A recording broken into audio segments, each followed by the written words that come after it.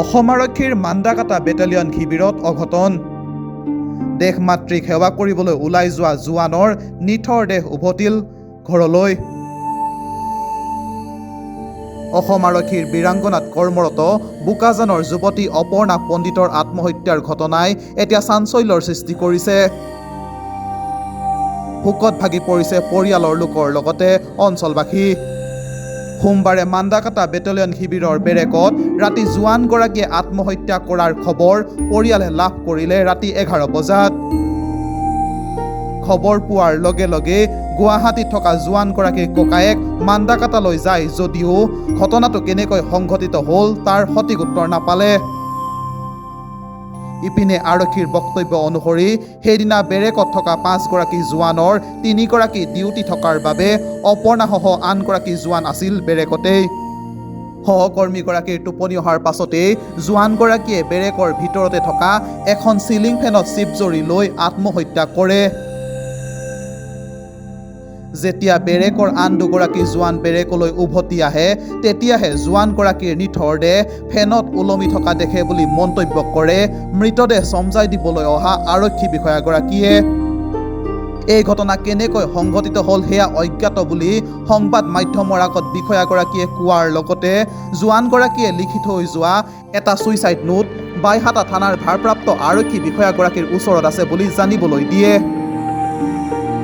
ইপিনে মান্দাকাটা বেটেলিয়ন শিবিৰৰ জোৱানসকলক এই বিষয়ে শীৰ্ষ আৰক্ষী মহলে একো জানিবলৈ দিয়া নাই বুলি সূত্ৰত প্ৰকাশ পাইছে। ইফালে এই ঘটনাক সহজভাৱে ল'ব পৰা নাই পৰিয়ালবৰ্গই। 19 এপ্ৰিল তাৰিখলৈকে গুৱাহাটীত ৰোগীয়া মাতৃৰ চিকিৎসাৰ বাবে নিজৰ বায়েকৰ লগত জোৱানগৰাকী উপস্থিত আছিল আৰু ঘটনাৰ আগমুহূৰ্তলৈকে মাকৰ সৈতে ফোনত যোগাযোগ কৰি আছিল। সেয়েহে পৰিয়ালে উচিত তদন্তৰ বাবে দাবী কৰিছে। এতিয়া প্ৰশ্ন হয়, জোৱানগৰাকীৰ ছুইচাইড নোটত কি লিখা আছিল? ইতিমধ্যে জব্দ কৰা জোৱানগৰাকীৰ মোবাইল ফোনত কাৰ সৈতে মৃত্যুৰ আগত যোগাযোগ কৰিছিল? উপযুক্ত তদন্ত হ'লে বহু ৰহস্য উদ্ঘাটন হ'ব বুলি মত ব্যক্ত কৰিছে মৃত জোৱানগৰাকীৰ পৰিয়ালবৰ্গই।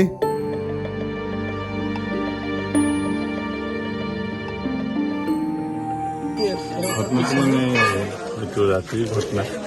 ৰাতি মানে তাত ওমেন ব্ৰেকটো ওমেন ব্ৰেকত মানে ওমেন আছিল মাত্ৰ এজনী।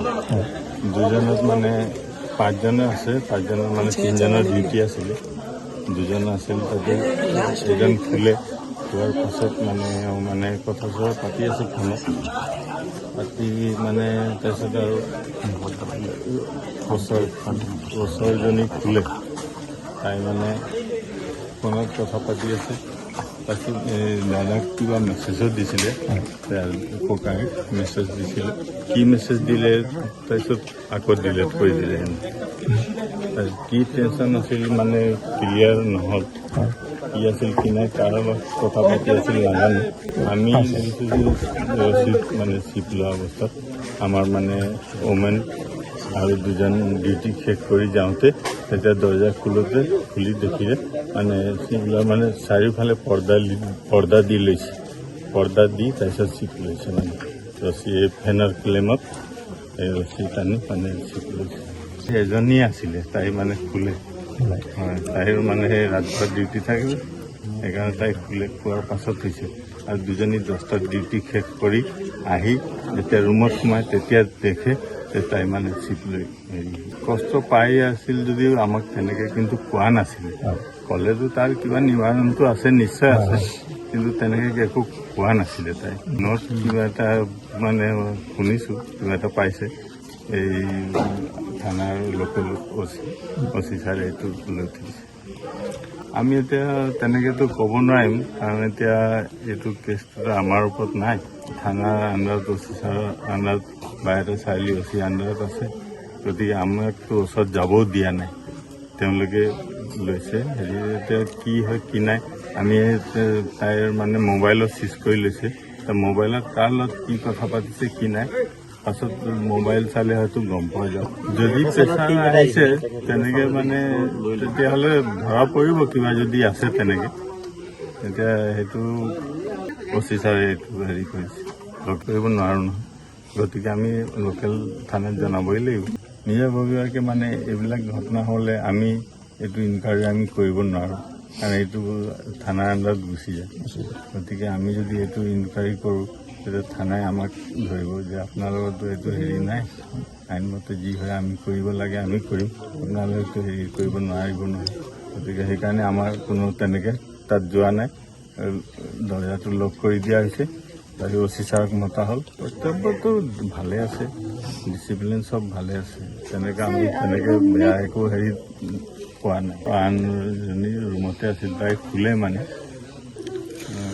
8টালৈকে মানে কথা পাতি আছিলে দুইজনী ফোনত কথা পাতি আছিল তাই সেইটো কোণাত এইটো কোণাত দুইজনী দুইটো কোণাত আছিলে তাৰপিছত তাইক কথা পাতি পাতি শুলে তাৰপিছত এওঁ ভাবিলে শুলে বুলি সেইদিনা মানে কি পৰ্দা দিলেতো বেলেগে মানে পটকৈ দেখা নাপায় হয় কৰ্তব্যটো কৰি আছে হয় এইটো যাৰ হেৰি আছে এইটো কৰি আছে ভালে আছিল ডিচিপ্লিন চব ঠিকে আছে একো তেনেকৈ আমি পোৱা নাই কিন্তু কিবা যদি আছে পাছত গম পোৱা যাব ভিতৰুৱা কিবা যদি আছে এইটো ফোনটো এতিয়া অফিচাৰে ৰাখিছে ফোনত চালে হয়তো কিবা এটা ওলাব তাই এনেকুৱা কেতিয়াও কৰিব নোৱাৰে তাই তেনেকুৱা ছোৱালীয়ে নহয় আমি গৈছিলোঁ তাই 18 তাৰিখে 19 তাৰিখে তাই আমাৰ লগতে আছিলে তাই কি মানে আমাক অলপো তাই বুজিব নিদিলে আমি গমেই নাপালোঁ তাই যে এনেকুৱা কিবা কৰিব বুলি আজি তাই কেনেকৈ কৰি ল'লে মই বুজি নাপালোঁ আৰু আমাৰ উচিত তদন্ত লাগে কি কৰিব আপোনালোকে কেনেকৈ কালি মই